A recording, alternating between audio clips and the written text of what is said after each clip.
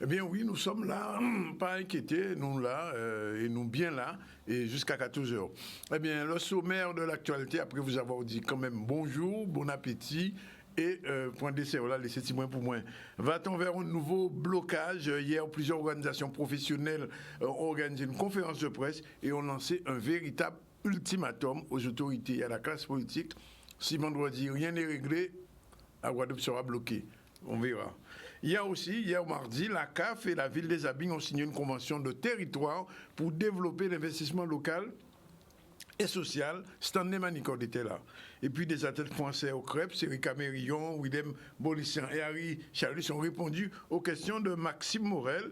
Et puis on va parler du voyage en bateau de la rectrice, Madame Christine Ganglov-Ziguer, mais aussi de Jacques Ansem du Conseil général. Tous y sont allés au sein, terre de haut, terre de bas. Ils ont pris le bateau et c'est Olivier Félix qui a suivi ce petit voyage en bateau, et puis on parlera de cette convention pour l'emploi pour les personnes les plus nécessiteuses. Ça a été signé avec la mairie de Petit-Beau. Voilà un peu le sommaire. En ce qui concerne nos invités, eh bien, on va recevoir dans un instant Foued Wawawa. Il est agriculteur, et Boris Damas, tous les deux sont agriculteurs. Ils participent à un concours lancé par la région, ça s'appelle le Green Project. On va en parler dans un instant.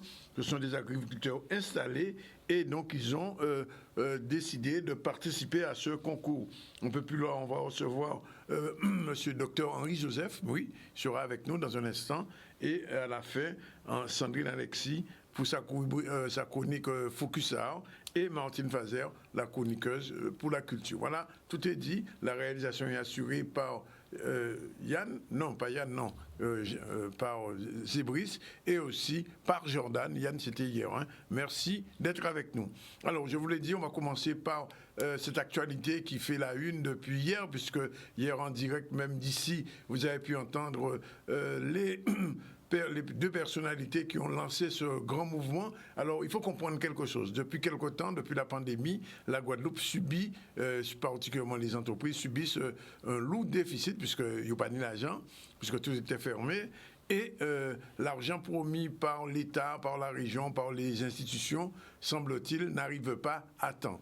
Du coup, les organisations professionnelles ont décidé hier de tenir une conférence de presse et surtout d'avertir, puisque nous étions le 8 novembre, je vous rappelle que le 8 novembre 2008, c'était exactement le top départ de ce qui allait devenir LKP. Alors, est-ce que nous gagnons LKP au mois de janvier après les fêtes?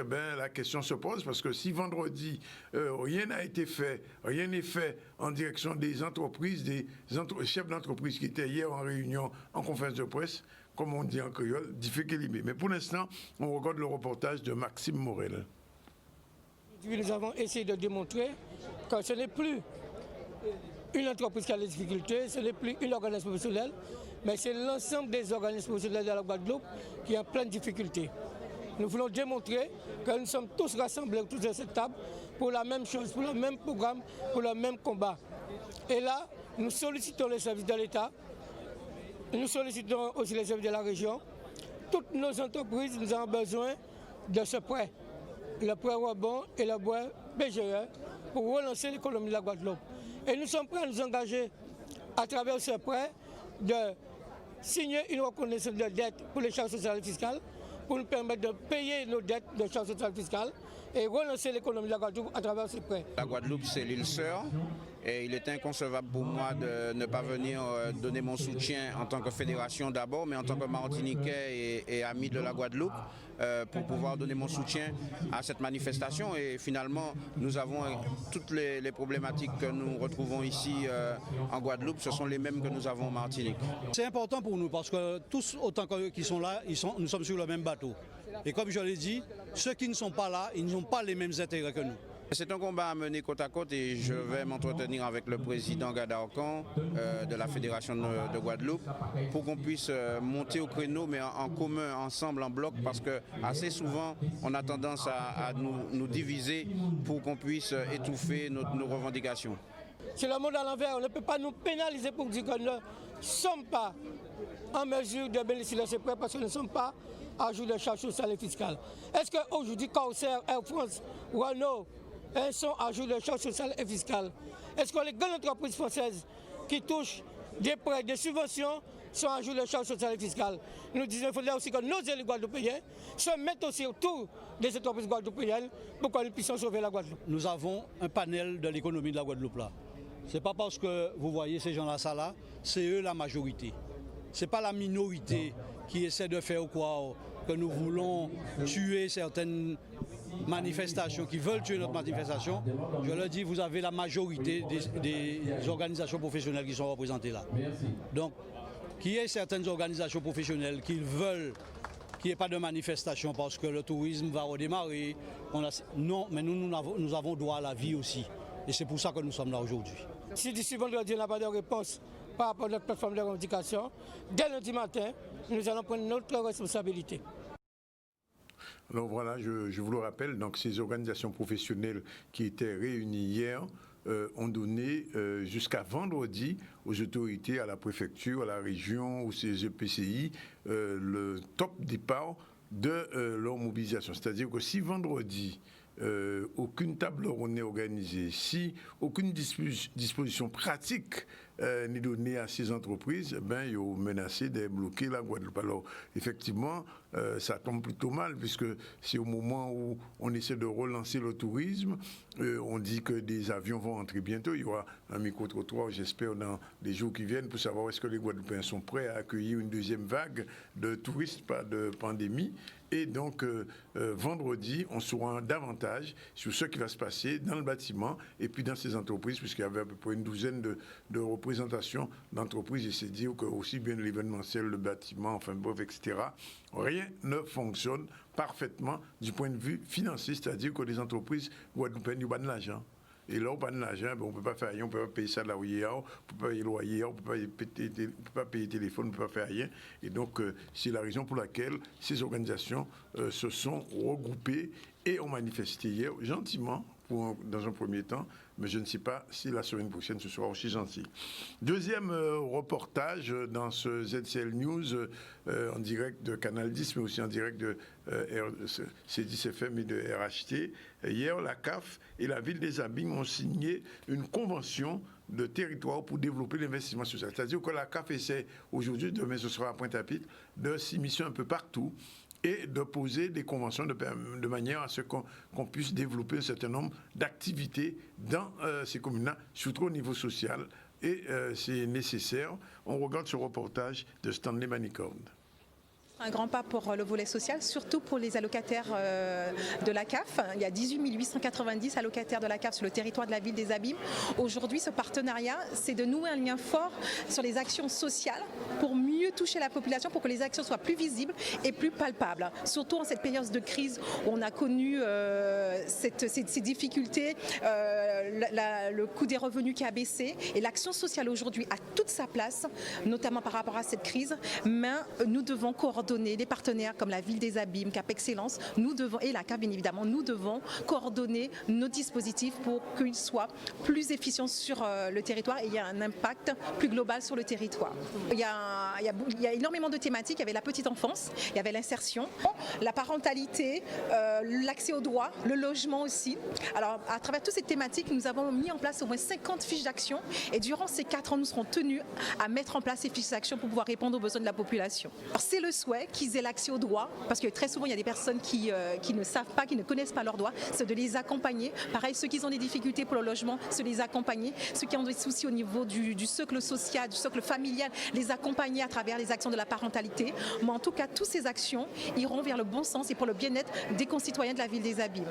Un premier pas et j'espère d'ici 2022 avoir fait la moitié des fiches actions. Ça n'a pas été chose facile, mais je tiens aussi à remercier tous les élus et tous les administratifs qui ont gravité pour qu'on puisse élaborer ce projet social de territoire, parce qu'il fallait associer tous les élus par rapport à leur thématique, par rapport à leur délégation, et ça a été un travail formidable avec les techniciens de la CAF et les techniciens de la ville des Abîmes. Franchement, ce projet, c'est le projet de la ville des Abîmes et le projet de la population des Abîmes. Je vous l'ai dit, cette convention qui a été signée avec la ville des Abîmes, avec les techniciens de la CAF, sera signée demain à Pointe-à-Pitre, puisque la CAF est en train de s'essaimer un petit peu dans tout le territoire. On continue à revoir un peu ce qui s'est passé dernières 24 heures, et ce sont des athlètes français qui sont en CREPS.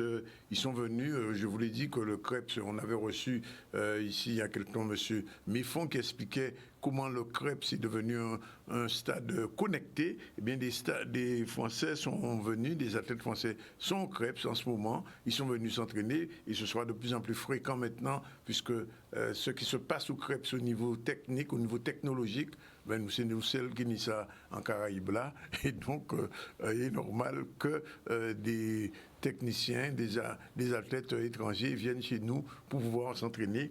Erika Mérillon, William Bolissian, qu'on connaît, qui est champion du 100 mètres haies, mais Henri Chalus, qui est président de région, était présent pour cette manifestation devant la caméra de Maxime Morel. Reportage. Sur le CREPS anti-Guyane, le CREPS des Guadeloupéens, oui, je suis très contente de voir ces athlètes de haut niveau. Vous voyez la qualité de l'entraînement, les performances, pas forcément chronométriques, mais en termes de mécanique sportive, de biomécanique. C'est magnifique de voir ça et c'est une chance pour la Guadeloupe de pouvoir se positionner et accueillir ces délégations de haut niveau. Retourner à la maison, c'est une habitude. Donc pour moi, c'est la routine, quoi. Donc voilà, mais en tout cas sur une nouvelle piste, ouais. Je suis super heureux, super content en fait d'accueillir cette belle piste en fait en Guadeloupe. Comme ça en fait ça ne nous oblige pas à aller dans notre commune en tout cas, d'être sur place au CREPS. Et ça c'est très intéressant. On a des exemples locaux, hein. On a Fanny Queneau, on a Willem Bellossien qui participe à ce stage et puis d'autres. Mais là c'est effectivement de montrer vers quoi on peut aller quand on s'entraîne à fond, quand on se donne et qu'on se donne les moyens. Et si les jeunes peuvent prendre exemple sur ces champions, sur ces athlètes de haut niveau, c'est tout bon pour nous, c'est tout bon pour la société guadeloupéenne. C'est tout bon pour la Guadeloupe. C'est d'autres conditions parce que voilà, on a l'habitude d'avoir nos périodes de stage et que ce soit pour une fois en Guadeloupe, très heureux de les accueillir ici et ça fait un moment qu'ils voulaient déjà venir. Donc là on bosse et on est tous réunis pour bien bosser pendant 2 semaines et demie à peu près. C'est plus facile pour moi, en tout cas moi je suis habitué, je suis acclimaté donc vraiment pour moi c'est pas difficile. Après moi je suis... Ouais, c'est normal quoi. Je suis venu ici, je me rappelle en 2015, quand j'ai vu l'état de la petite piste qui faisait 200 mètres ici, je me suis dit que c'est pas digne de la Guadeloupe. Et tout de suite, nous avons entamé effectivement des démarches pour pouvoir faire une piste 6 couloirs. Aujourd'hui, je le dis, ça vient de tomber, cette piste était homologuée au niveau européen. Bientôt, ce sera le terrain de football que nous allons reprendre. C'est résistance à l'endurance. Comme vous n'arrivez pas à résister, on arrête. En Guadeloupe, on a tout. On a tout, on a des conditions climatiques favorables. L'athlétisme, les grandes compétitions, elles se pratiquent en extérieur. On a la mer pour la récupération. Avant, la question ne se posait pas, c'est maintenant qu'on se la pose. Normalement, pour cette année en 2021, en tout cas, ils seront maintenus. Donc il y a d'autres échéances, les championnats d'Europe en salle, les championnats du monde en salle.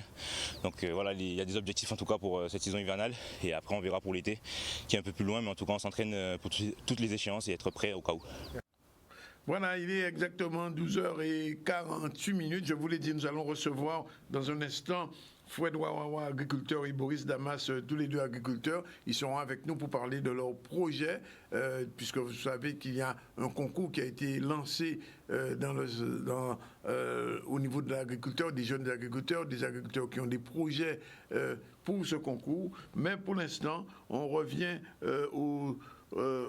à la visite de Christine Gangloff, c'est la rectrice de l'académie. Elle s'est rendue avec Jacques Ansem du conseil général qui est responsable des écoles à Terre de Haut, au Sainte, et ils ont visité, tous ces gens-là, toute cette délégation a visité les écoles, puisqu'il ne faut pas oublier ces îles du Sud de Marie-Galante, mais aussi les Saintes, Terre de Haut, Terre de Bas, et bien sûr la Désirade. Et c'est la raison pour laquelle la rectrice, qui ne s'était pas encore rendue dans ces régions-là, continue son tour de la Guadeloupe, visiter les écoles, l'état des écoles, et c'est très important. Reportage Olivier Félix, on regarde.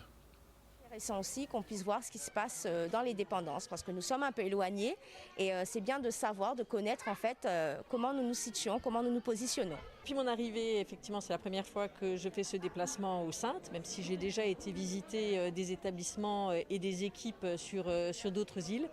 Donc c'était pour moi très important de venir sur place, de rencontrer les équipes, ce qui m'a permis de voir à la fois l'école primaire, l'école élémentaire et maintenant le collège, et en allant ensuite à Terre de Bas. Et ça permet vraiment de percevoir quel est le travail des équipes, quel est l'engagement, comment cela se passe pour les élèves. C'est toujours important de pouvoir recevoir la rectrice ainsi que le conseil général pour pouvoir expliquer de quelle manière nous travaillons au Saintes, également nos problématiques, puisque c'est vrai que nous avons des effectifs qui baissent, la démographie n'est pas bonne au Saintes, et je peux prendre l'exemple du primaire où toutes les classes sont en double niveau. Nous allons visiter Terre de Bas cet après-midi. La question démographique est encore plus complexe puisque on a des triples voire quadruples niveaux sur le primaire et ça entraîne des baisses de moyens. Or, si nous voulons continuer à permettre d'éduquer les enfants avec suffisamment de moyens, c'est vrai que quand l'effectif baisse, eh bien, c'est plus compliqué d'enseigner en double, voire triple, voire quadruple niveau. La question de la démographie est forcément importante, peut avoir un impact sur le nombre de classes ouvertes. Nous y travaillons parce que nous savons aussi quel est le rôle de l'école sur ces îles.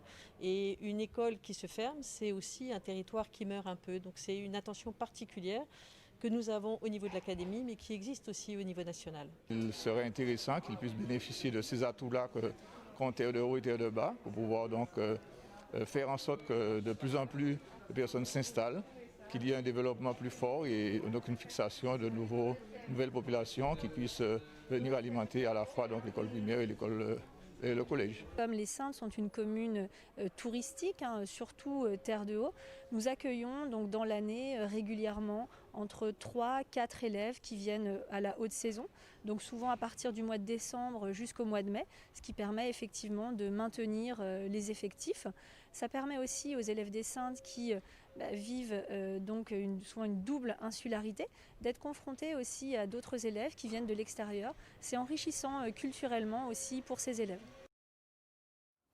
Effectivement, c'est un peu compliqué pour ces îles du Sud qui, comme on le dit, double insularité, c'est-à-dire que la Guadeloupe et c'est des îlettes à là et c'est compliqué quelquefois, que ce soit au niveau du transport, quelquefois entre Terre de Bas et Terre de Haut, c'est pas toujours évident.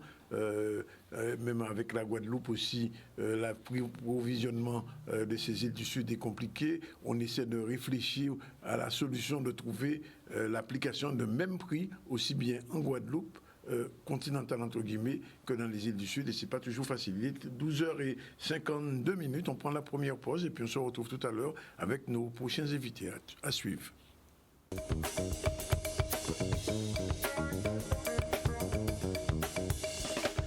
Voilà, il est exactement 13h dans le ZCL News et je vous l'ai dit, on va recevoir 2 agriculteurs. Ils sont déjà là. Boris Damas, bonjour. C'est moi. Excusez-moi, Boris Damas, c'est lui. Bonjour. Et lui, c'est Fred Wawawa, bonjour. Bonjour. Alors, vous voyez, ils ont des paniers. Ils ont porté des paniers de légumes pour montrer bien que ce sont des agriculteurs parce qu'ils vont participer à un concours qui s'appelle Agreen Startup. Et il y a eu 13 finalistes, 13 moins 1. Et ce sont des finalistes qu'on va recevoir tous les jours. Alors, on va commencer par Boris. Boris, quel est le titre de votre projet? Quand on va présenter un projet Agreen Startup? Alors, aujourd'hui, mon projet, c'est le titre de mon projet, c'est Bioperformance. Et donc, aujourd'hui, j'ai une exploitation où il y a différents pôles de production sur mon exploitation. C'est diversifié. On a, par exemple, un pôle avec un verger composite. On a un pôle élevage avec de la volaille biologique. On a un pôle à venir apicole. Et on va aussi valoriser un sous-bois en termes de vanille, etc. Ça fait combien de temps que vous faites ce genre d'exploitation? Alors, j'ai été installé en 2019. Oui. Okay, sur combien d'hectares vous êtes? Sur 3 hectares 7. 3 hectares. Ça suffit quand même pour faire tout ce que vous voulez? Alors, l'idée aujourd'hui, c'est de démarrer avec ce qu'on a. On connaît un peu la pression foncière sur le territoire guadeloupéen. Tout à fait. Après, en fonction de l'évolution, on verra comment les choses vont s'améliorer. Mais aujourd'hui, c'est 3 hectares 7 en île. Donc, moi, à travailler ici 3 hectares 7. Alors, valoriser au maximum. Là, on a dit que on fait en agriculture bio. Qu'est-ce que ça veut dire pour nous, pas connaître? Alors, agriculture biologique, je la faisons comprendre bien, c'est un cahier des charges. Oui. Okay? Donc, aujourd'hui, nous avons des contrôles qui peuvent inopiner, il y a débarquer, il y a venir contrôler. Qui a venir contrôler? C'est des organismes indépendants. Ouais. Là, moi, par exemple, c'est EcoCert qui contrôler moins, il y a qu'à contrôler effectivement qu'on a respecté le cahier des charges là. C'est-à-dire qu'on n'a pas qu'à faire par exemple apport de produits glyphosate par exemple, on va mettre ça. Voilà, je de là glyphosate, on va pas connaître ça. Pour utiliser ça. Pour utiliser ça. Sans connaître, c'est mais alors, qui j'en a fait et c'est travail là. Oui, seulement parce que en tout cas, si tu es un agriculteur à l'UPG, tu as dit ça que quand il a eu prendre des pieds bois, des mangos qui pourris, des pieds comme ça, il a fait composter. Est-ce qu'on fait ça? Alors voilà, tout objectif à projet en là, c'est d'utiliser toute externalité, que ce soit végétal ou animal, et de valoriser en compost. Donc par exemple, on a des déchets d'élevage en volaille biologique, et on va récupérer. Voilà, et on a aussi des déchets de végétal là qu'on va récupérer, qu'on va préparer en compost, et à partir de là, ça va permettre d'amender l'arbre fruitier, ça va permettre de porter tout ça au besoin pour l'arbre fruitier là. Et après ça, l'arbre fruitier là même, qu'à porter des fruits pour l'élevage là. Donc, nous avons une interdépendance entre les différents pôles. Ouais. Et c'est ça qu'il y a la bioperformance. Exactement. Ouais. Donc, l'objectif, vous savez, on est moins organisé autour de ça, il y a créé le développement durable. Et le développement durable, c'est quoi? Sont une espèce d'équilibre entre le volet économique, le volet écologique et le volet social. Et toute logique à exploitation est basée en ces trois éléments là. Ça. Ouais. Donc ça veut dire que c'est bien remporté là. Alors c'est ça qui fait partie. Il y a 100% bio. Ah oui, non, mais là c'est pas ni monde qui a dit bio, mais il n'y a pas bio. Ni monde qui a chanté bité, mais moins bité, moins certifié là, et 100% biologique. Alors, et ni monde qui a vu contrôler moi chaque année par rapport à ça. Alors il y a une autre question qui a posée, c'est qu'il a dit nous, là on bité bio est plus cher. Alors oui, effectivement, là on bité bio, bon, souvent ou que tout est plus cher. Objectif Pourquoi? Oui, parce que le coût de production là, a augmenté. Par exemple, là, il y a parlé de glyphosate, par exemple, herbicide. Il y a pas son coût, on sait le coût d'herbicide. On fait pendant un bel moment. Mais moi, tous les jours, il faut prendre des boussées. Il faut gérer Zebra tous les jours. Donc, ça a augmenté le coût de production à production. Et donc, là, forcément, ça a augmenté. Mon objectif en moi, dans vie en moi, là, on parle des carrières en moi, c'est de démocratiser l'agriculture biologique et de travailler pour diminuer les coûts de production pour ça démocratiser ça au niveau de la population. Moi, je disais que tout le monde et toute la population là peut consommer produits issus de l'agriculture biologique. Mais son travail qui est fait en long carrière, je ne la sens qu'à là, en passant, mais c'est objectif en moi. Et on travaille chaque jour par rapport à ça. Alors, Laura dit moi production de volaille bio. Quelle différence il y a entre un poulet bio et un poulet non bio? Alors, la production à poulet biologique là sont que nous allons mettre en place à l'aile là. Donc là, nous allons faire la mise en place des poulaillers, des parcours de promenade. Et par rapport à cahier des charges là, on a une obligation, par exemple, de ça créer un chargement par bâtiment. Donc, on a un certain nombre de volailles qu'on peut mettre par bâtiment pour ça peut assurer le bien-être animal là. Et on a une obligation de un parcours de promenade. Et c'est 4 mètres carrés minimum par volaille à l'extérieur. Ça pas qu'on se mette en Bretagne, il y a quoi vous se mettre là. Là, nous loin de ça. Couler de l'autre. Nous très loin de ça même. Ça va rien à voir avec ça y a créé par exemple poulet industriel où là c'est yon si l'autre, yon qu'à manger l'autre, c'est pour là pas même qu'avant on soleil. C'est lumière bayo et c'est ventilation, c'est ventilateur yo ka mettre bayo, c'est pour là va sortir de mais. Et on dernier bité avant à écouter monsieur Wawawa, ça on t'avait demandé au niveau à goût là, par exemple, produit bio là, qualité qui se poulet là, qui se ces fruits là au poté là, consommateur là, mon a acheté là, il a senti différence là. Oui, forcément, on a senti différence là. Là bon, malheureusement les téléspectateurs pas si plateau là, vous sentez souvent on prend produit là, on senti produit là, on ni senti saveur, ni qui dans l'autre là, on a senti saveur. Et c'est mon a consommer là, il a dit ça à chaque fois. Souvent on couteau là, on couper bouillave là-bas, sous regarder en dedans. Il est là rouge, il la vie en dedans. Ça depuis bon matin on a cueilli et on fait l'histoire. D'accord. Bon ben nous quoi souhaiter de réussir en concours là parce que on est dans les finalistes. Bonne chance. Alors je me tourne vers monsieur Fred Wawawa, lui aussi il est dans l'agroécologie, l'agriculture. Quel est le projet que vous avez mis en place, monsieur Wawawa? Alors moi donc c'est un projet qui vise à créer une ferme autonome, c'est-à-dire une ferme qui développe plusieurs activités, notamment notamment pour la diversification, c'est-à-dire la canne à sucre en MAEC. Donc, alors, je n'ai pas posé la question, quelle est la superficie de votre exploitation? Moi, environ, je suis sur 9 hectares. 9 hectares? Voilà. Ouais. Donc, dans la région de Sainte-Rose, vous êtes? Oui, à Belle-Citeaux, dans la région de Sainte-Rose. Ouais. Voilà.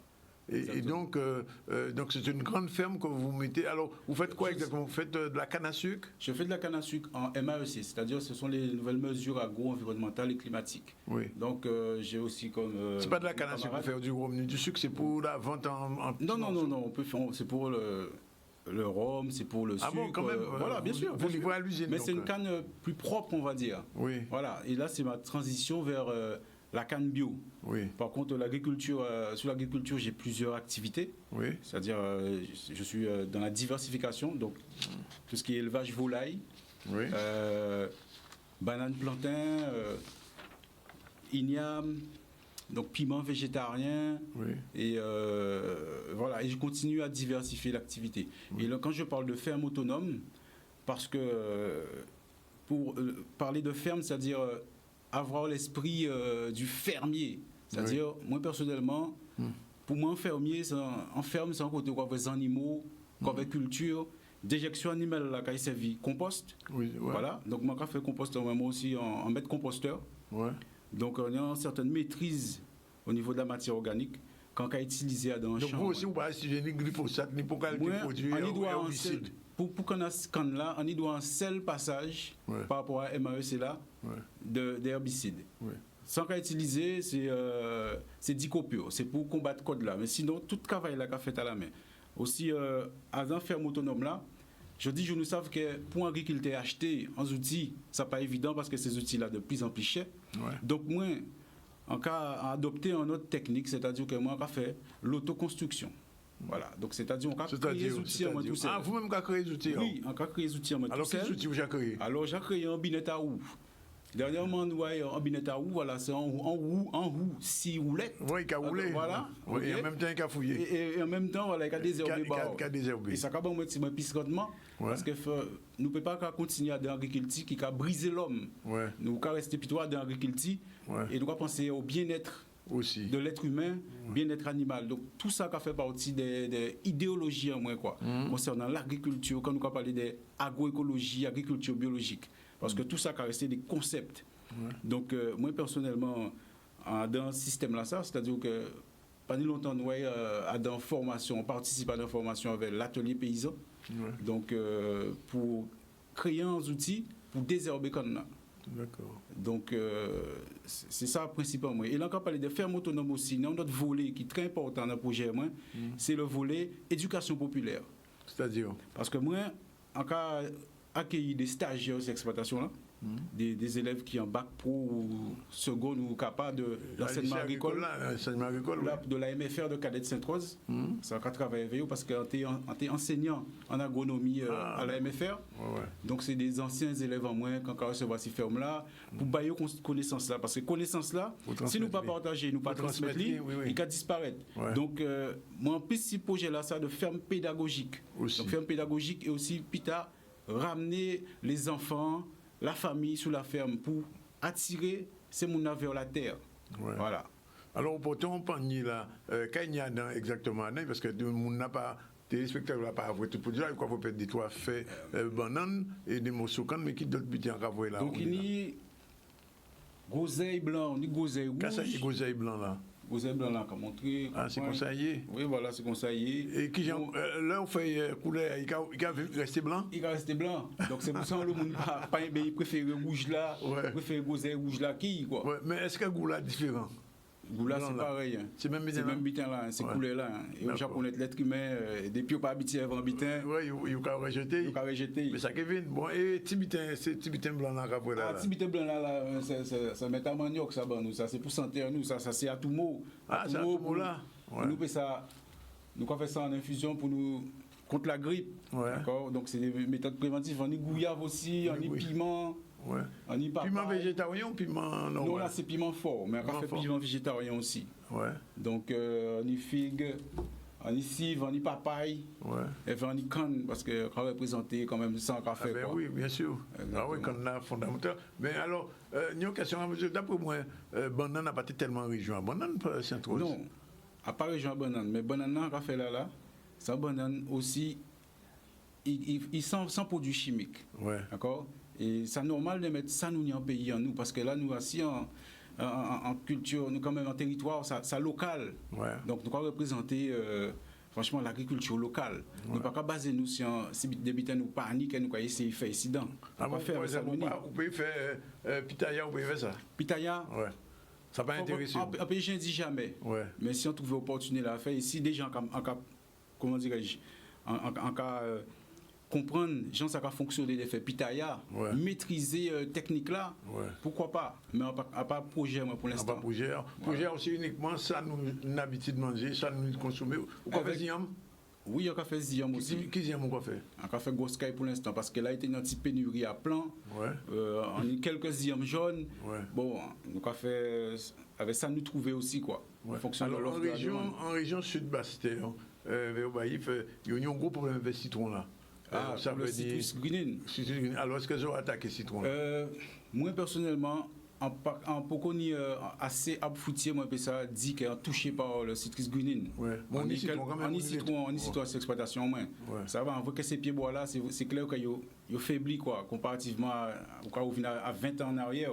Un pied citron aujourd'hui là, pas un pied citron qu'on tenait avant. On a capoté un paquet citron. Exactement. Des gros citrons en plus. Là, il y a ces pieds là plutôt qu'à dépérir. Voilà, mais ni de remettre pour ça, nous savons très bien qu'il y a toujours une remettre dans l'Asie là, parce que pour moi soigner en plante, on ne peut pas forcément acheter un produit phytosanitaire, on peut faire un purin d'ortie, on peut faire un purin de consoude, etc. Même avec feuille à tomate là, on peut faire un purin. Parce que nous, moi, dans un projet, moi aussi, pour qu'on participe à un green startup, c'est pour montrer qu'on peut soigner le végétal par le végétal. Oui, tout à fait. Tout bitin là en a ça. Henri-Joseph qui a dit, Henri-Joseph qui vient là tout à l'heure, il nous parle l'éveil, et c'est ça qu'il a dit, qu'il a expliqué ça. Alors, nous, une question qu'a posée, ou même qui posée aussi à Boris, c'est le problème de la commercialisation. C'est-à-dire que ni la production, mais ni la commercialisation aussi. Alors, qui j'en sais qu'a fait, Boris, on a posé une question là, commercialisation, c'est-à-dire que là, l'agriculteur faut vivre de ça, on va faire. Est-ce que ça caille? En fait, je là, moi, organisé moi, par rapport à la commercialisation, moi, on y pisé pôle de commercialisation. Je là, on y des contrats de partenariat avec les GMS dans un premier temps par rapport à futur poulet biologique là que nous allons mettre en place. Donc GMS c'est grande et moyenne surface, donc notamment les différents carrefours, etc. Donc là déjà pour les là qui est positionné là, mais nous avons aussi des partenariats et des contrats avec des maîtres restaurateurs. Donc là pas un petit restaurant, c'est les vrais maîtres restaurateurs de la Guadeloupe, c'est là qu'il a fait et c'est pas gastronomique là tout ça. Donc nous avons rencontré ils sont très chaud par rapport à ces produits là ça, et nous avons aussi les magasins spécialisés en agriculture biologique. Donc nous avons 2 ou 3 aussi, ils sont très chauds par rapport aux produits que donc marché là est ouvert. Marché là très ouvert et c'est mon yo ka créer tous les jours parce que nous avons aussi la vente directe, faut savoir bitin, c'est les clients des fois ils viennent directement récupérer les produits là. C'est les samedis je fait ça. C'est les samedis je fait ça. Non, les samedis ou la semaine ça dépend, ça nous pas parler au téléphone. Quand on dit exploitation là basée sur 3 pôles, social, économique et écologique. Et si l'aspect social, faut que agriculteur a ni relation avec clientèle, pas toujours GMS pour dire ou pas j'ai qu'avec client là bitin toujours à distance. Ça pas dit non parce que moi dit on y produit balance. Mais il faut qu'on ait un contact direct avec voilà, avec les clients et donc nous avons pour le vente direct également pour les clients quoi. Donc on a créé nos téléphones, on a prendre produit à eux tranquillement et puis alors quand évoluer gentiment. Même question là monsieur Wawa. Donc moi au niveau commercialisation là, c'est ça le problème là. Bien sûr, au niveau commercialisation. Vivre de son exploitation comme on dit. Bien sûr. Du coup moi sans qu'on y a dit c'est que aujourd'hui, le métier de l'agriculteur, c'est plus un métier d'agriculteur seulement. Ça plus que ça. Donc, moi, pour commercialiser les produits, déjà, il y a un premier, comment dirais-je, abord avec la population là, dans une zone de chalandise à exploitation là. Donc, c'est des gens, là, ils savent qu'on y poule, ils savent qu'on y banane, ils savent qu'on y. Et toujours qu'ils viennent demander, est-ce que qui produit on y en ce moment? Donc, moi, personnellement, et de par ce fait-là, comme on travaille aussi dans l'agriculture biologique dans l'Hexagone, eh ben, moi, ça, envie de développer, c'est des AMAP. Mais des AMAP avec un chart. C'est-à-dire que. Des AMAP, alors, vous expliquez parce que. Donc, un AMAP, c'est quoi? C'est tout ça. C'est une association pour le maintien de l'agriculture paysanne. Ah, d'accord. D'accord? Donc, c'est un groupe de monde qui a réuni, et ces gens-là, ça, ils ont l'agriculteur là qui a produit des paniers pour eux sur 52 semaines pendant l'année là. Et du coup, moi, projet. Pendant le Covid là, on ne les a pas paniers. Voilà. Donc, je vais continuer à faire les paniers. Donc, moi, encore continuer à faire ça. C'est projet, moi, en tout cas. Ouais. Et donc, du coup, c'est à ma pied là, c'est des gens aussi qui ont impliqué dans via ferme là. D'accord. Parce que vous avez des consommateurs et non des simples consommateurs. D'accord. Voilà. Donc, moi, c'est. Des acteurs de la consommation. Exactement. Ouais. Voilà. Et donc, moi, plutôt dans le schéma là, ça. Ouais. En ce qui concerne la commercialisation. Alors, ça veut dire quand même qu'en tant qu'agriculteur, ou quoi vivre de l'exploitation, ou quand même de ça, ou quoi vendre. Pour le moment, oui. On ne peut pas mentir si ça. Oui. Nous tous, nous survivre. Oui. C'est agriculteur. Survivre. Bon, oui, nous survivre. Parce que nous ne pouvons pas vivre. Oui. Nous pas vivre sans réalité. Oui. L'agriculture dans la conjoncture actuelle, quand on est sorti installé, moi ça fait 2 ans installé, ne peut pas vivre de l'exploitation à 100%. Bien souvent. C'est important, ça, faut être dit. C'est l'envoi, il va aux dates là. Il va 1 an, moins 1 an, 2 ans, 2 ans. Ça, c'est un élément qui est important. Vous savez, l'on a fait travail à agriculteur. C'est un métier qui est très basé sur la patience. Et je là, depuis vous ouvrir en mondial, que ça a fait moins de 5 ans qu'il est installé, mon là, ça a une phase de construction d'exploitation. Il peut pas avoir bout à jardin. Il peut un bout à jardin. De dégager un revenu sérieux en l'exploitation. Mais on va dans construction, parce qu'il faut appréhender des gens terraillés, gens conditions climatiques là, il faut passer plusieurs années à comprendre l'écosystème et à partir de là, on peut évoluer et on peut venir in fine à créer un revenu réel en l'exploitation. Mais là, on voit ça qu'a fait on l'année des années. C'est en construction, on peut tester, on peut garder, et c'est là qu'on peut parler d'innovation. Ouais. Hier, en tout cas, où souvent directeur à l'INRAE, M.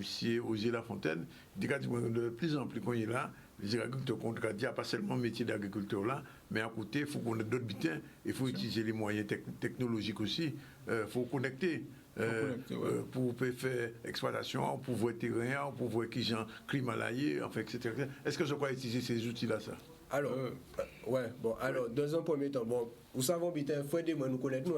On va imaginer. Nous avons des travail de mutualisation ensemble. Donc, souvent, des butins qui disent, faut qui dit, moi qui dit, c'est nous on a même dynamique là, nous avancer. Mais sur l'aspect, par exemple, technologique, nous c'est les premiers à dire qu'il faut nous ramener la technologie, la robotique, la numérisation de l'exploitation. Et je donne l'exploitation, moi, en Issa, il a créé, toujours en partenariat avec la région et l'entreprise qui a créé MyDitech, en Issa, il a créé une borne météorologique.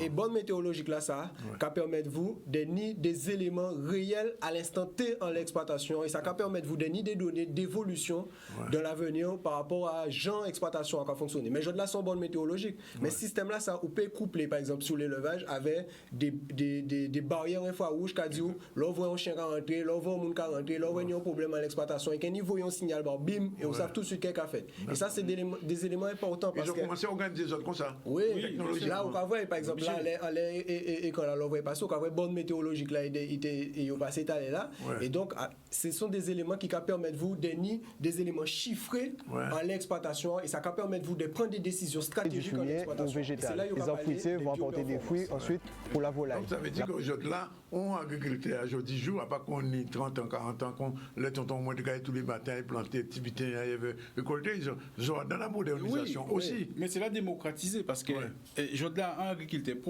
un problème que c'est agriculteur qui a subi, en lot agriculteur qui a subi, c'est pour ça que c'est métier là, dans le métier là, ça va trouver le plus de monde qui a suicidé. Ah bon? Voilà, oui, ça c'est un métier faut dire.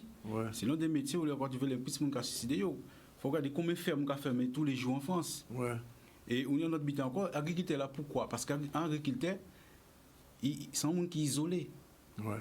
Ça fait nous rendre à l'évidence qu'il y a un lot agriculteur isolé.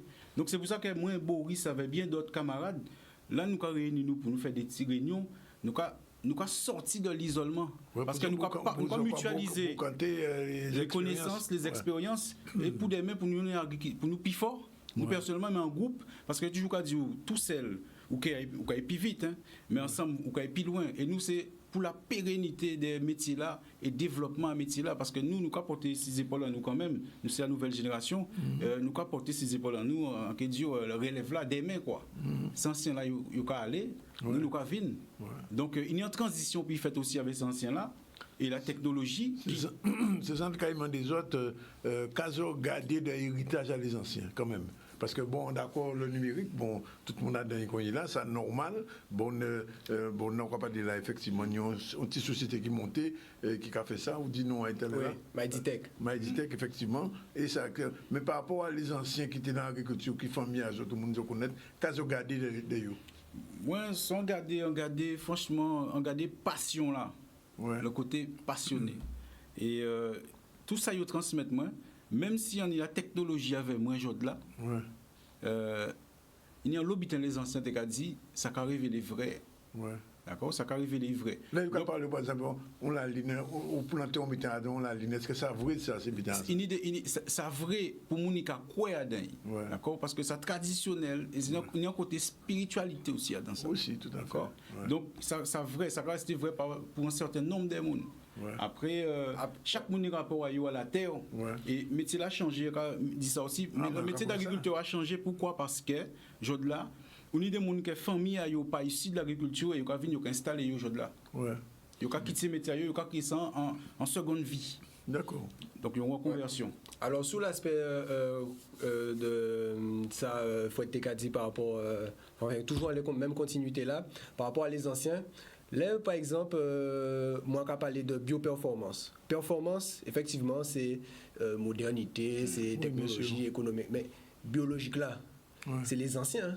Là, nous allons parler de compost. Là, nous allons parler de tous ces bits-là, tout paquet technique là. C'est nous déjà qu'a fait.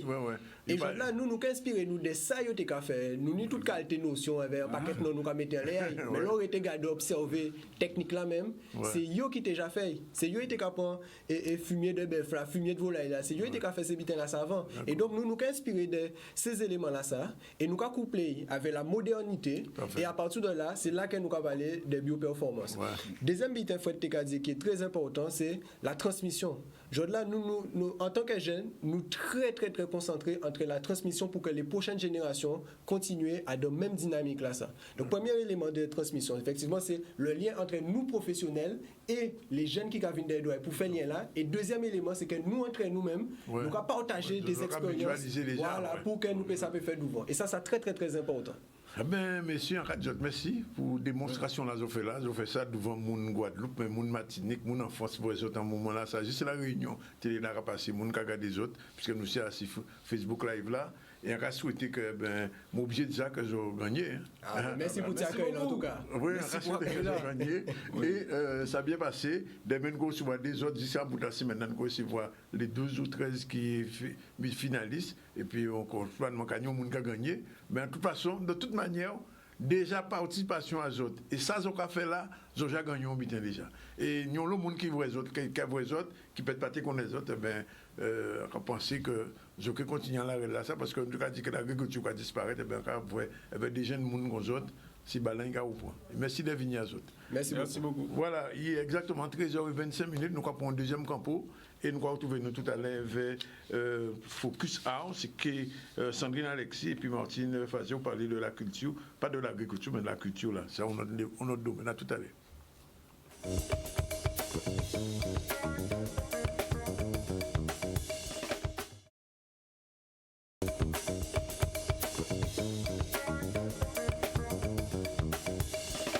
Voilà, il est 13h36 dans le ZCL News. C'est la dernière partie, puisqu'on va recevoir Martine tout à l'heure. Mais avant, on va recevoir Sandrine. Bonjour. Bonjour, Danick. Pour le Focus Hour. Et aussi, on a un invité de qualité, Dr Henri Joseph. Bonjour. Oui, bonjour, Danick. Bonjour, la Guadeloupe. Merci d'être avec nous. C'est la fête de la science, hein, c'est bien ça? Oui, c'est la fête de la science du 7 au 11 décembre. On va en parler tout à l'heure. Je me tourne tout de suite vers Sandrine. On balance son générique et c'est parti pour le Focus Hour.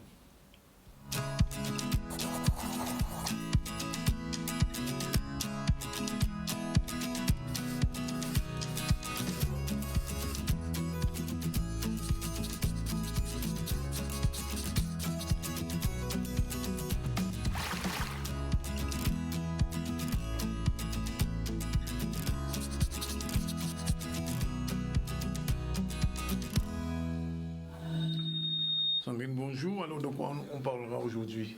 Eh bien, aujourd'hui, on va parler de Antoine Nabajot. Oui. Voilà. Donc, il faut savoir que Antoine, il a beaucoup exposé en Guadeloupe, en Haïti, en Martinique, en France, à Cuba aussi, et également à Londres et à Saint-Domingue. Bon, c'est vraiment un artiste international. C'est ça. Oui. Et qu'est-ce qu'il y a de particulier dans son œuvre? Alors, on va définir, on va dire qui est Nabajot. Donc, c'est un plasticien. Avant tout, il a commencé à peindre en 1985. Et donc, il est diplômé à l'ERAV en 90. Il a ouvert son atelier en 1998 aux Abîmes. Et dans son atelier, il enseigne aux enfants, aux écoliers et aussi aux adultes. Donc, quand il a commencé, il dessinait énormément. Et de plus en plus, son art a commencé à évoluer. Donc il faut savoir que c'est quelqu'un qui est très sensible aux événements de son pays. Il aime beaucoup la nature, il est très sensible à la nature et aux gens. Donc voilà. Et il a un atelier, vous disiez, c'est un espace particulier? C'est un espace qui lui permet d'accueillir des écoliers, les enfants, les adultes. Et dans cet espace-là, c'est quelque chose qu'il a mûrement réfléchi quand il a commencé, qui a évolué avec le temps.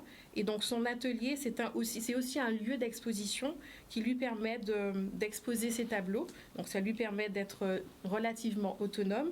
Et c'est aussi son lieu de travail qui lui permet de travailler. Voilà. Alors j'imagine que vous avez rencontré Antoine Nabajot. Alors oui, effectivement, je l'ai rencontré dans son atelier. Et je vous invite à regarder son portrait en images. C'est parti.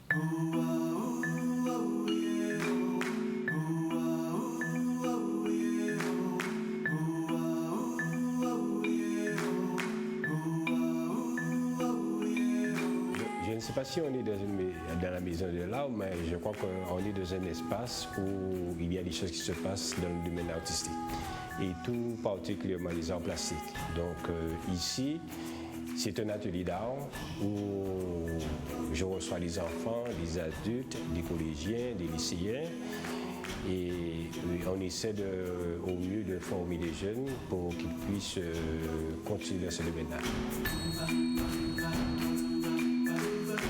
C'est un lieu aussi où je pratique mon art, où je réalise mes tableaux, où je réalise mes dessins. C'est un lieu aussi où je reçois le public. Donc c'est tout un ensemble. Donc ça fait bientôt 30 ans que cet espace existe et j'espère qu'on va continuer à durer dans le temps.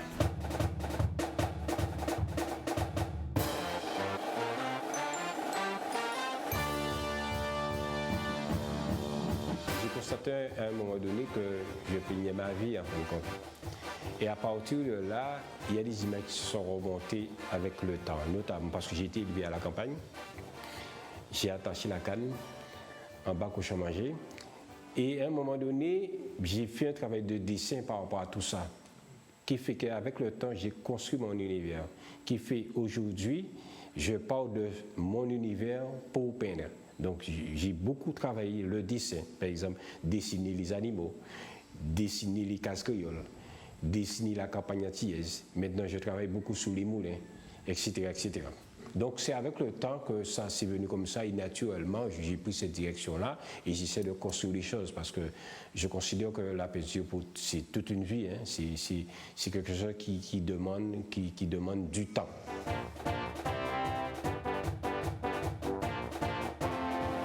Les couleurs, il y a beaucoup de couleurs, notamment des couleurs chaudes. Moi, je dis que c'est le pays qui est toujours en mouvement. On se réveille un matin, on n'est jamais sûr qu'il peut y avoir une grève, ça me parle, il y a des événements qui me touchent, il y a souvent des drames, donc je suis très sensible par rapport à ça qui fait que j'utilise les couleurs chaudes. Donc lorsque je me réveille le matin, il y a le soleil, donc je ne suis pas à Paris, si on est à Paris, il n'y a pas les couleurs chaudes. Donc c'est tout un ensemble qui fait qu'il y a des gens qui sont dans la misère, il y a des gens qui sont dans la souffrance, donc je suis très sensible à ça et c'est pour ça que quelque part j'utilise ces couleurs. Je vis les choses, je vois les gens, donc je suis dans la population.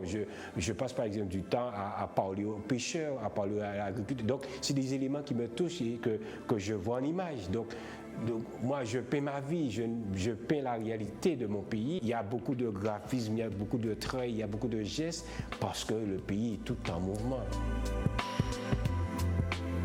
La manière dont je représente la nature, c'est-à-dire que j'essaie de peindre ce qui est caché derrière la nature. En fin de compte, c'est ce qui m'intéresse. C'est pas lorsque je regarde une feuille de fruit tapée, par exemple. En fin de compte, c'est pas la feuille physique, c'est ce qui est derrière. Qu'est-ce qu'on peut faire avec la feuille, un remède gazier, par exemple. Donc, j'aime ça. C'est ce qui est derrière qui me donne l'émotion pour peine, en fin de compte.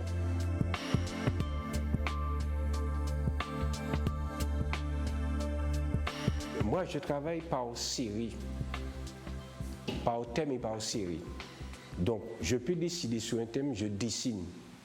Je fais un travail de recherche, mais sans pour cela me fixer une date d'expo. Je dessine et je produis. Ça peut arriver que je produis une centaine de tableaux. Et arrivé à un moment donné, je prends la décision de faire une exposition. Donc, en général, la préparation d'une nouvelle série me demande 2 à 3 ans. Par exemple, je vais présenter une nouvelle pièce au mois de décembre de cette année, mais ça fait 2 ans que je travaille. Donc, il y a toujours une production qui se fait naturellement. Je ne me dis pas que je vais exposer telle date, que je peins pour cette expo. Je peins. Je suis arrivé à un stade, je peins. Et ça tourne comme ça. Par exemple, là, pour l'exposition du mois de décembre, ce sera une trentaine. Ce sera la suite de la Natila que je vais peut-être... Par exemple, je peux décider, par exemple, de travailler uniquement sur la canne, uniquement sur les moulins, et aussi Ticaz, en bitage à faire, tu vois, sur les mares. Donc, c'est dans la nature. Donc, j'aime bien aller chercher et de préciser. Donc, ça viendra dans ce sens-là, quoi.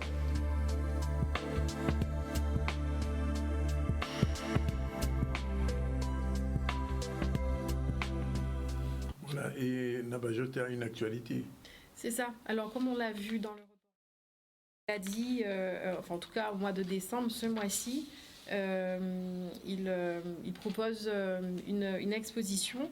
Et donc, ça, on pourra le regarder à partir de demain. Donc, le vernissage, c'est à l'hôtel Arawak à partir de 19h. Le thème de son exposition, c'est le monde rural vu par Antoine Nabajot. Voilà, donc je pense qu'on peut le regarder en image. Donc le vernissage aura lieu, comme j'ai dit, le 10 décembre à 19h à l'hôtel Arawak. Donc vous allez découvrir une série de tableaux et de dessins qui seront réalisés et qui montrent tous les aspects de la canne, parce que c'est une série qu'il a travaillé concernant la canne. Et là, il y a environ 40 tableaux avec différents formats. Voilà. Et un dernier mot, qu'est-ce qu'on va voir la prochaine fois dans Focus A? Alors, la prochaine fois, nous allons voir Karine Gabon. D'accord. Voilà. Bien, merci Sandrine pour ce focus sur Nabajot. Je me tourne tout de suite vers monsieur le docteur Henri-Joseph qui est avec nous.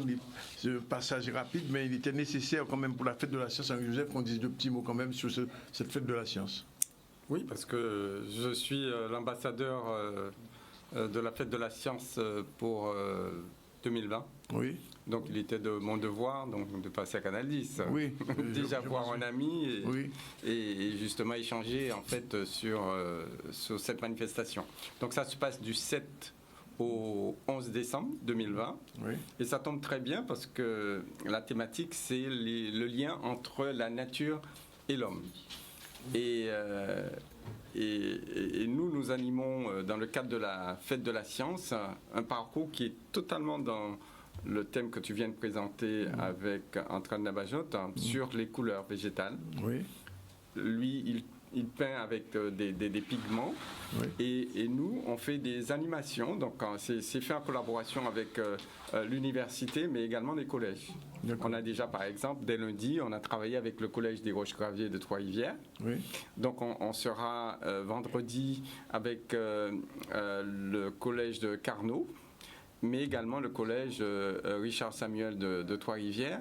Et les enfants, ils vont faire exactement ça. Ce qui est sur moi, par exemple. Voilà, c'est de l'indigo. Oui. Donc, je vais les apprendre à teindre leur t-shirt. Chaque enfant aura un t-shirt. Et je vais leur montrer la plante, comment on fait pour extraire la couleur dans la plante. Et ensuite, comment les fixer sur les tissus. Même mes lunettes, vous voyez, mes lunettes sont faites en sargasse. Oui, c'est ce qu'on disait hier avec monsieur Ozzy Lafontaine, il a parlé de ça. Voilà, donc ce sont des lunettes qui sont faites avec des sargasses colorées en bleu, avec un grand artiste lunetier, donc, qui est Richard Trèfle.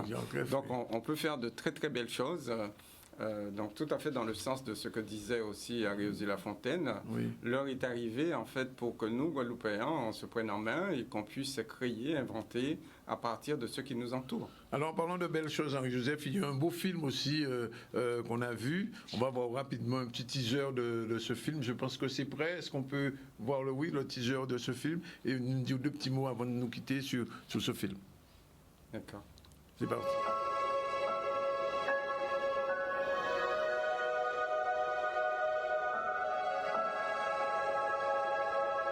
Qu'il faut La belle ting ting bois, ting ting bois, ting ting bois.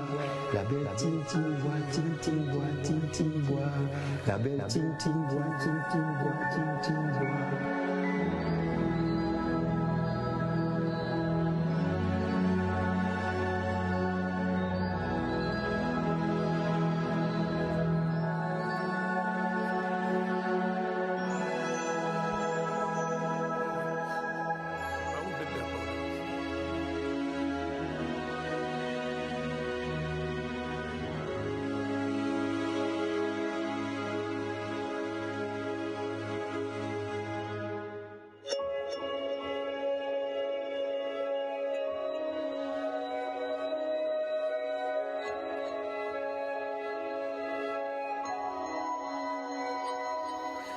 Voilà, la Guadeloupe papillon des modes, un film sur la biodiversité, sur la généreuse nature de la Guadeloupe, hein, Henri-Joseph. Tout à fait, c'est un très beau film, un film d'équipe. Hein. Donc déjà, c'est un film qui est cofinancé par Fito Bocaz et la région Guadeloupe, hein, avec un partenaire, donc l'Office du tourisme et le Parc national. Mais c'est toute une équipe, Daniel Landu, Harold Lombion, Steve Lancastre, les 2 JF, Jean-François Fidelin, Jean-François Torrent, et tous ces Guadeloupéens se sont mis ensemble pour montrer la Guadeloupe comme on ne l'a jamais vue. Donc tu es venu donc, à l'avant-première. J'ai vu l'avant-première et je confirme que c'est un très très beau film.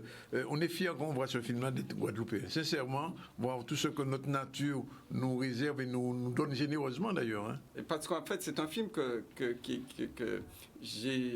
j'ai travaillé dessus, c'était pour le présenter au Congrès mondial sur la biodiversité qui devait se tenir en janvier 2020, donc à Marseille, et qui est reporté. Donc après le Covid. Ce film-là, il va faire son circuit. Il va faire son circuit. Et pour montrer à la planète, en fait, la beauté de notre île, parce qu'on est zone de réserve de biosphère mondiale. C'est la seule zone de réserve de biosphère mondiale de la Jamaïque jusqu'à Trinidad. On est dans le top 23. On a de la chance quand même. Ah oui, on est dans le top 23. Guadeloupe, impassable, chance Cayoni. Je suis très fier d'être Guadeloupéen, mais surtout, je remercie ma maman et mon papa d'être nés ici, parce qu'on est dans un beau pays, on est dans un bijou en fait. Hein. Voilà. Mais ce qu'il faut retenir, on ne doit plus être au volant de sa voiture, voir défiler un paysage.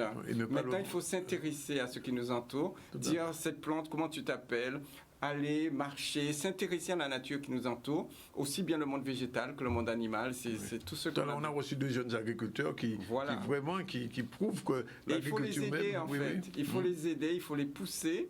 Je crois en cette Guadeloupe, je crois en notre capacité d'aller chercher au plus profond de nous-mêmes ce que nous avons d'original et de spécifique pour faire de la Guadeloupe un oasis planétaire exemplaire, c'est mon vœu le plus cher.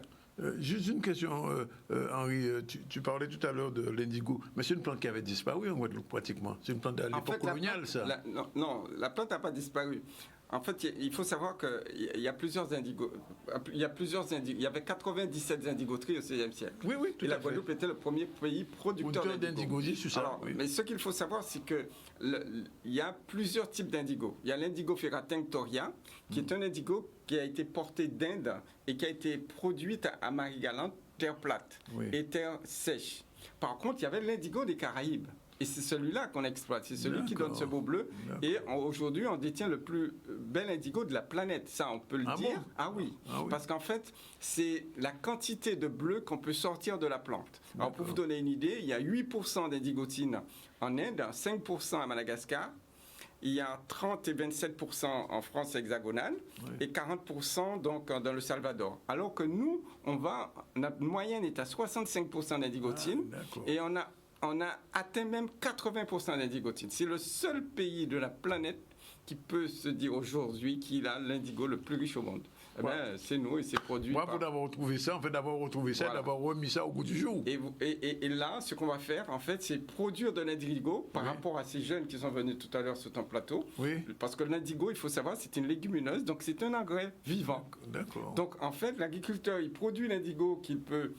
que nous, on va acheter dans ses mains à Phytobocase. Oui. Et en même temps, ça lui sert d'engrais pour faire ses tomates, ses aubergines. Et c'est comme ça que nous, on produit notre la nature même, c'est la nature. Rien ne se perd, en fait. Rien ne se perd, rien ne se crée, tout se transforme. Voilà. Joseph, merci d'être venu. C'est un plaisir. Et ce sera l'occasion, de toute manière, on l'espère, d'une grande émission sur toutes ces problématiques qui intéressent les Guadeloupéens, parce qu'aujourd'hui, les Guadeloupéens sont de plus en plus sensibles à la nature. Et un film comme celui-là mérite d'être vu, il sera vu, je l'espère. De toute façon, le programme premier semestre 2021. Voilà. Donc, et on le fera. D'accord. Voilà. Merci d'être venu. Un dernier coup sur l'actualité avant de recevoir Martine, c'est la convention Pôle emploi pour les plus nécessiteux. C'est à Petit-Bourg. On regarde. Salut. Merci. Donc, pour la nécessité la signature de cette convention de partenariat, alors déjà c'est un renouvellement de cette convention qui avait été signée le 12 mars 2019 avec entre la collectivité de Petit-Bourg et le Pôle emploi de Petit-Bourg-Goyave. Donc là elle devait être renouvelée en début d'année, mais avec la crise sanitaire, donc elle a dû être reportée.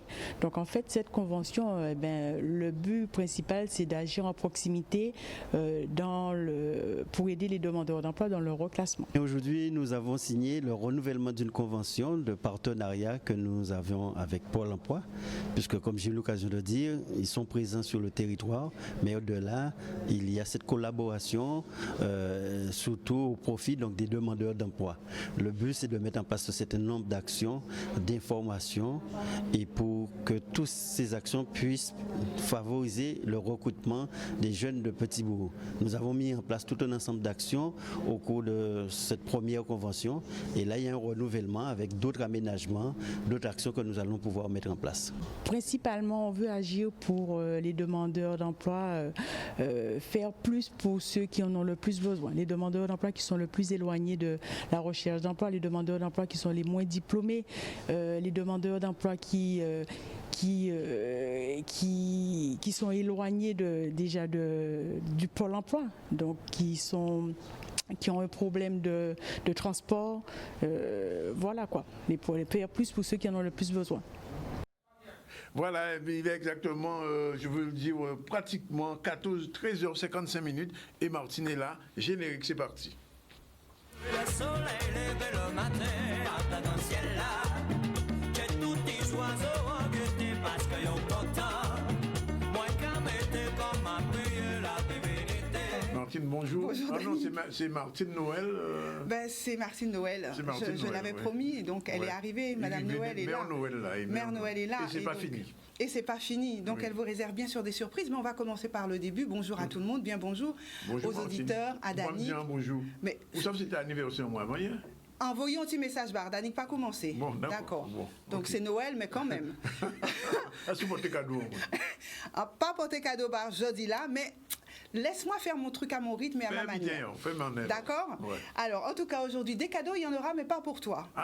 Tu vois, c'est incroyable. Je suis puni. Tu n'es pas puni, tu es récompensé différemment à un autre moment. Merci, attends, laissez bien la boute. Roulez. Bon, nous qu'à rouler. En tout cas, bonjour à tout le monde. Merci à toute l'équipe d'être déjà là. Au sommaire, on va parler de Noël, vous l'aurez compris, puisque vous avez vu ma tenue. Donc on va parler de Noël. Comme chaque année, je vous avais promis d'être là. Et puis, il y aura des petites surprises encore qui vous attendent. Alors, on est le 344e jour, ça y est, on approche, il ne reste plus que 22 jours avant le 31. Oui. Mais aujourd'hui, c'est déjà Noël pour vous, à Canal 10, à ZCL, dans le CSM. Absolument. C'est déjà Noël. Nous sommes les seuls à le faire, n'est-ce pas, Danick? Nous sommes les seuls dans tout le bitin, là. Tout ça, il y a ZCL, là, c'est qui vous voyez ça.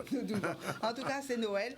Et donc, vous allez le vérifier tout à l'heure. Et comme c'est Noël, eh bien, aujourd'hui, j'ai vraiment un petit peu sélectionné ce dont j'allais vous parler. Je vais vous parler de cadeaux de Noël. Mais pas de cadeaux de Noël, n'importe quoi. Nous allons parler de cadeaux de Noël offerts ou en tout cas proposés par des artistes de la Guadeloupe. Et je veux parler en premier de Georges Rovelas. Je suis allée à son exposition privée, vente privée, ce week-end pour pouvoir mieux vous en parler et voir la qualité des bijoux exceptionnels que fait cet homme qui est, vous le savez, un créateur, designer de Guadeloupe qui a un nombre d'années incalculable de métiers derrière lui, mais autant devant, j'en suis certaine. Il a toujours été dans ce projet donc de création, bien qu'il soit passé par des cheminements différents. Il a beaucoup appris en Suisse, il a fait des écoles d'art également à Montreux. Il a un cheminement qui est assez incroyable. On ne le dirait pas parce qu'il n'en parle pas, il est très discret. Ce qui l'intéresse, c'est de créer avec les matériaux de notre pays, tous les matériaux qu'on peut retrouver. Alors vous aurez du bois, toutes les essences de bois, mais vous allez avoir aussi des matériaux qu'on trouve dans la mer, des arêtes de poisson par exemple, j'ai vu, c'est assez incroyable, des boucles d'oreilles. Il utilise aussi alors d'autres métaux, l'argent par exemple. Et donc les cadeaux sont extraordinaires. Là en ce moment, vous avez donc des boucles d'oreilles, des pendentifs, vous avez des coupes-papier, vous avez des tas de choses. Donc vraiment, Georges Rovelas vous propose une panoplie de petits cadeaux à des prix très raisonnables, mais qui sont faits par un artisan créateur designer de chez nous et avec une qualité exceptionnelle. Donc vous pourrez voir d'ailleurs, entre autres, si vous n'allez pas dans son atelier, mais vous pourrez voir des choses qu'il fabrique sur un site internet qui s'appelle j'achètepournous.com, comme le mot acheter, j'achète J-A-C-H-E-T-E pournous.com. Vous aurez d'ailleurs là l'offre de plusieurs artistes, artisans, etc. et créateurs de la Guadeloupe, de la Martinique, mais entre autres Georges Rovelas. Il y a aussi Jérôme Jean-Charles, Éric Julienne qui proposent des bijoux exceptionnels comme la calebasse en couleur, le plateau de calebasse en couleur que vous venez voir à l'instant. Donc le site s'appelle J'achète pour nous et vous aurez une pléiade de cadeaux à des tarifs très différents qui sont là pour vous. J'ai oublié de prendre son livre que j'ai emmené tout à l'heure. Je parle d'un autre cadeau, c'est celui du livre de Firmin Richard, Ce qui t'est destiné. Ce livre est sorti voilà, il est sorti il n'y a pas si longtemps, donc vous allez pouvoir acheter ce livre en librairie. J'ai lu son livre et c'est son histoire.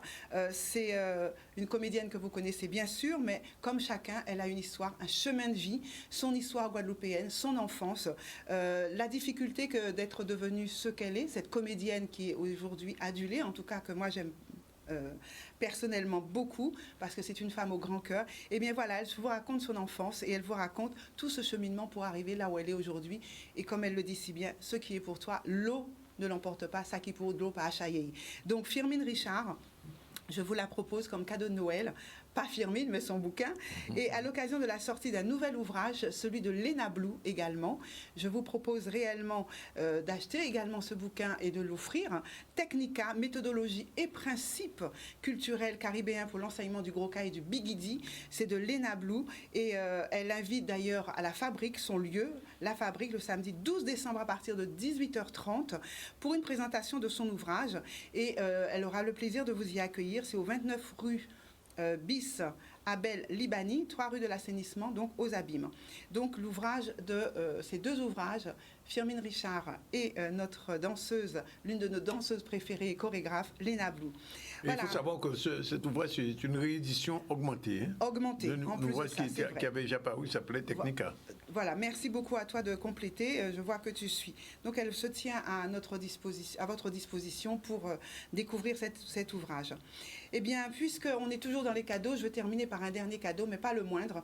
Je vous emmène découvrir une nouvelle boutique, ou alors là, je vous laisse découvrir. Vous allez être sans doute un peu surpris, mais ce sont aussi des cadeaux qui vont surtout toucher le cœur, que dis-je, les pieds des femmes. C'est une véritable surprise. Alors regardez, il y a des fleurs, bien sûr, des marches. Je vous emmène avec moi et on rentre dans cette boutique. Je vous propose d'abord de découvrir le cadre de cette boutique. Voilà. Oh, mon Dieu, belle chaussure, n'est-ce pas? Oh, celle-ci, elle est top, elle est vraiment top. Je vous propose de regarder ça avec envie. Et puis, il y a aussi d'autres accessoires qui sont là pour vous donner envie. Et oui, la mère Noël vous emmène sur un lieu dans la ville du Moule où vous allez pouvoir découvrir un certain nombre de belles choses. Voilà, oh mon Dieu, c'est ravissant. Vous voyez les prix, ils sont aussi raisonnables pour vos petits porte-monnaies. Allez, je continue à avancer et qui vois-je là? Oh, une jolie dame. J'ai déposé les clés dans la ville du Moule. Bonjour, mon Dieu, quelle jolie voix. Je crois reconnaître en vous Mademoiselle Jocelyne Labille, qui est devenue Madame Aginsa. Très bien, très bien. Alors, Madame Aginsa, on va dire Jocelyne. Mais Jocelyne, je vous savais chanteuse.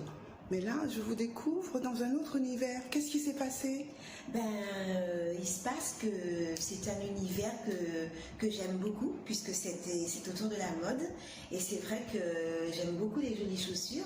Et je m'étais toujours dit qu'un jour, j'aurais, si Dieu me permet, une petite boutique de chaussures. Et voilà, avec mon mari, nous avons monté cette petite entreprise de chaussures. Elle s'appelle comment, cette entreprise? Elle s'appelle Jocelyne Abbé Boutique. Très bien. Alors, on regarde un petit peu ces chaussures. Elles sont vraiment magnifiques. C'est fin, c'est très beau.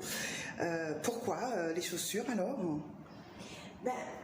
Les chaussures, une femme aux jolis pieds, c'est fort agréable. Alors on va les regarder les vôtres, hein. Voilà, les chaussures de Jocelyne. On va même faire le gros plan, voilà. Alors oui, Jocelyne, et puis on remonte, c'est pas mal non plus, le reste. Certaines femmes sont pas mal, elles sont folles de chaussures. Moi, j'en ai jamais assez, quoi. On a 2 pieds, mais on en veut toujours plus. Et c'est vrai que, voilà, les chaussures, ça fait partie de la vie, voilà. Donc c'est pour ça que je me suis dit, pourquoi pas ne pas monter une petite boutique. Elle est toute petite, mais elle est très conviviale. Et voilà, je peux recevoir les clientes en toute simplicité. J'ai entendu dire que c'était pas une seule boutique au Moule, mais 2 boutiques. C'est vrai que, d'ici une dizaine de jours, on va ouvrir aussi une boutique de prêt-à-porter au centre commercial Bayside. Et il y aura pour tous les goûts et pour toutes les tailles. Donc voilà. Et tous les porte-monnaies? Et tous les porte-monnaies. C'est parfait. Alors, si vous aviez un petit mot à dire, puisqu'on sait que la fin d'année va arriver. Eh bien, venez, je vais souhaiter déjà tous mes vœux de bonheur à toute la Guadeloupe qui nous regarde. Et c'est vrai que nous sommes dans une situation sanitaire qui n'est pas évidente, mais il faut tenir, il faut continuer d'exister, il faut vivre. Moi, j'ai choisi le Moule. Pourquoi? Parce que c'est une commune fort attrayante. C'est aussi le premier port autonome de la Guadeloupe. C'est une ville commerçante. Et je me suis dit, cette année, je vais m'installer là, je vais redémarrer ici. Je me suis mariée là, et puis voilà. Très bien. Moule. Mais Jocelyne, c'est un très joli message. Je vous remercie infiniment et puis on se dit donc à très vite. Merci. Merci de nous avoir accueillis dans le CSM. Eh bien, voilà, vous avez découvert cette jolie dame que vous connaissez chanteuse, mais qui aujourd'hui a une boutique. Alors, ses chaussures, vous l'avez vu, sont superbes. Mais elle est toujours chanteuse. Elle est toujours chanteuse, mais également elle a sa boutique. Mais ce n'est pas le seul cadeau que je vous ai réservé. Il y a une super surprise qui va rentrer à l'instant. Voilà. Et on y va. Passez devant, il faut passer. Mon Dieu, que vois-je là? Père Noël Poussin, en direct du ZCL. Et sa Lutine, et une Lutine qui sont là. Mais pourquoi êtes-vous là aujourd'hui? Alors nous sommes venus amener 5 ou 6 cadeaux pour les auditeurs qui vont appeler. Bon, c'est trop chouette. Merci beaucoup. Voilà, merci quand même. Les téléspectateurs, alors si je attends, appelez parce que vous avez des cadeaux à gagner. Il n'y en a que 6 à gagner, je crois. C'est les 6 premiers. C'est les premiers qui répondront à une question. Oui, alors? Quel est l'artiste créateur dont j'ai parlé au début de l'émission? Waouh! Wow. Voilà, donc ça qui crie en premier, il y aura Makeno Ayo et il y aura un petit cadeau. On peut afficher le numéro de téléphone de... Père Noël, viens donc me voir. Lutine, venez me voir. Venez vous mettre avec moi. C'est trop gentil de nous rendre visite. Ah ben je vais immortaliser ce moment. Voilà, c'est immortalisé. Alors on immortalise en direct, vous participez. Hein. Si jamais vous souhaitez également pouvoir bénéficier d'un petit cadeau que la Mère Noël et son... tendre et cher. Et de sa lutine, voilà. Et de sa lutine. Notre lutine, on est mignons, hein. Profitez, autres fait, ouais, ça tout le temps. Ouais. Regardez, vous savez que la petite lutine, c'est elle qui a travaillé, emballé les cadeaux pour ce soir. Alors on remercie la lutine. C'est ce qu'on appelle les petites mains. Avec ses petites mains. Bon. Alors on y va. Donc alors, est-ce qu'il y a un premier appel? Peut-être que tu peux montrer. Oui, il y a un appel, non? Pas encore. Et surtout qu'à l'intérieur... Afficher le numéro, mais les gens connaissent le numéro de manière 96. Et surtout qu'à l'intérieur, il y a un premier cadeau. Oui. Danick, tu te souviens? Je l'avais montré la semaine dernière. Oui, tout à fait. Et je vais le remontrer uniquement celui-ci. Personne n'avait trouvé. Personne n'avait trouvé. Il y a un appel? Je crois qu'il y a un appel. Alors, le petit cadeau que j'ai montré la semaine dernière, eh bien, disons que ça sera pour la première personne qui appellera. La première personne a appelé. Ça y est, il y a quelqu'un. Alors, voilà ce qu'elle va gagner. Les autres, on vous écoute. Allô? On ne va pas les ouvrir. Allô? Allô?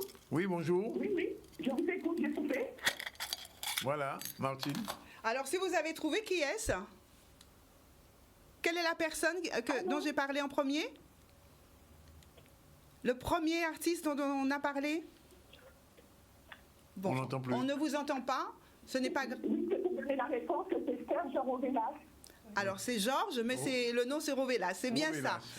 Alors, madame, vous avez gagné ce petit objet qui était secret, que j'ai montré la semaine dernière. Je vais vous montrer ce que c'est. Ça va vous être très utile.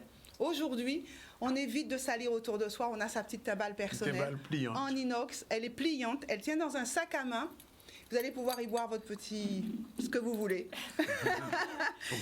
Du jus pays, par exemple. Oui.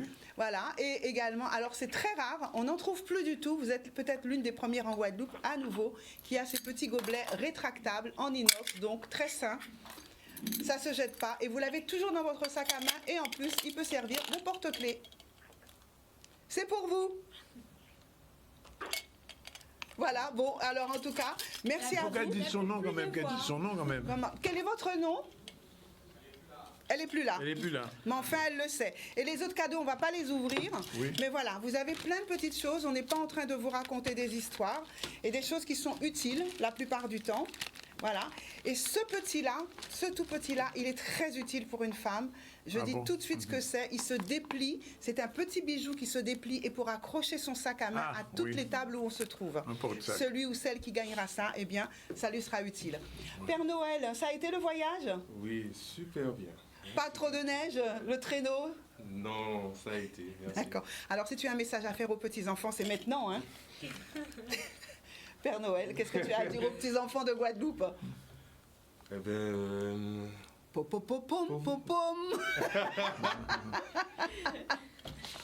Nous serons toujours là pour vous. Très bien. Et tu leur demandes d'être sages? Sage. D'écouter papa et maman? Voilà, absolument. Voilà. C'est la première des choses et vous serez récompensés. Il y a plein de cadeaux qui vous attendent. Voilà. Madame Mademoiselle Lalutine, quel sera votre dernier mot?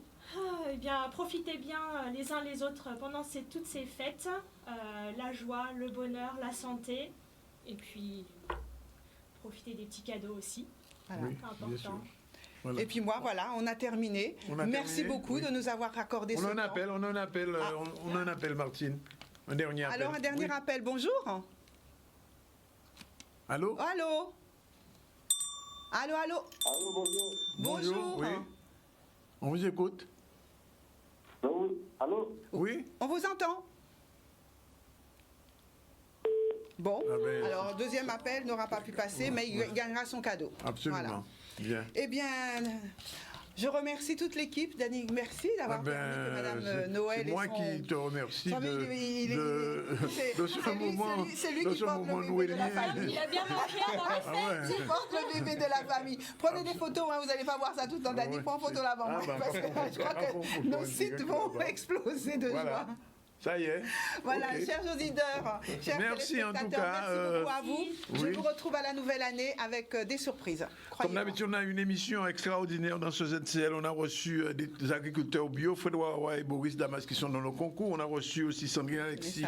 Tout ça, rubrique Focus, elle a parlé d'Antoine Nabajot et puis Martine, la chroniqueuse, qui nous a parlé culture, mais cette fois-ci avec le Père Noël et la lutine et en direct, tout ça avec nos réalisateurs. Je vais parler de Zibris et de Jordan. On a parlé aussi, bien sûr, du mouvement social qui peut-être n'aura pas lieu, on l'espère. En tout cas, un blocage si rien n'est fait vendredi prochain. Hier, il y avait une conférence de presse. La CAF a signé une convention de territoire pour le développement de la commune et pour l'investissement social. Voilà, c'est fini pour aujourd'hui. Demain, nous sommes jeudi. On se retrouve à 12h30 dans un nouvel épisode du ZCL. Je vous dis ciao, bye bye. En cas de manger.